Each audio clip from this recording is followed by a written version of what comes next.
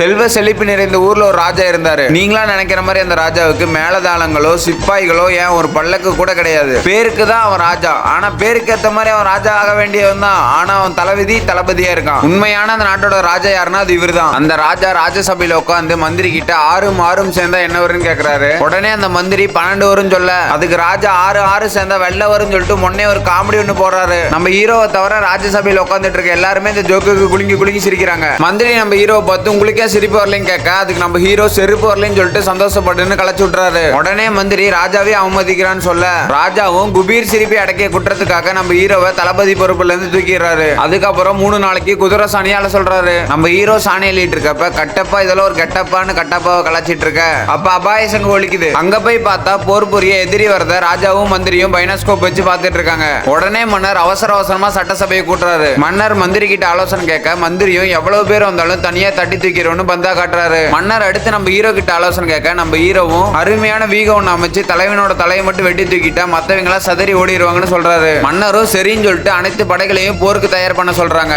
நம்ம ஹீரோ முதல்ல எல்லா மக்களையும் பாதுகாப்பான இடத்துக்கு கூட்டிட்டு போகணும்னு சொல்ல, கட்டப்பா உடனே இருப்பா என் பொண்டாட்டி புள்ளையும் ஊருக்கு அமைச்சிட்டு வந்தாருன்னு கிளம்பிடுறாரு. அதுக்கப்புறம் எதிரி படை எங்க வந்திருக்குன்னு பாக்கிறதுக்காக நம்ம ஹீரோ பைனாகுலர் வாங்கி பார்க்க, எதிரி படை ஒரே இடத்துல ஓடிட்டு இருக்காங்க. அதுக்கப்புறம் வானத்துல வச்சு பார்த்தா வானத்துல எதிரி படை ஓடிட்டு இருக்காங்க. தரையில வச்சு பார்த்தா தரையிலேயே எதிரி படை ஓடிட்டு இருக்காங்க. அதுக்கப்புறம் தான் நம்ம ஹீரோ பாக்குறாரு, புது ஆர்ஸ் பிராண்ட் பைனாகுலர் வாங்கிட்டு ஸ்டிக்கரை பிரிக்காம போர் வருதுன்னு கலவரம் பண்ணிட்டு இருக்கானுங்கன்னு. அதுக்கப்புறம் அங்க வந்த மந்திரி கிட்ட ஸ்டிக்கர் பிரிக்காத பைனாகுலரை பார்த்துட்டு போர்னு ஊரே அக்கப்போர் பண்ணிட்டியாடான்னு கேட்க, கரெக்டா அந்த சமயத்துல மன்னர் வந்துடுறாரு. நம்ம ஹீரோ மன்னர் கிட்ட உண்மையை சொல்ல வர, மந்திரி உள்ள புகுந்து மன்னா எல்லா எதிரி வீரர்களையும் விரட்டிட்டான்னு போய் சொல்றான். ஸ்டிக்கரை காட்டி உண்மையை சொல்லலாம் நம்ம ஹீரோ வர, ஸ்டிக்கரை வாங்கி மென்னு தின்னறான் மந்திரி. அந்த மக்கு மன்னரும் ஸ்டிக்கர் எடுத்த பைனாகுலரை பார்த்துட்டு, அடுத்த மன்னர் நீதாண்டா மந்திரி அப்படின்னு சொல்லிட்டு போயிடுறாரு.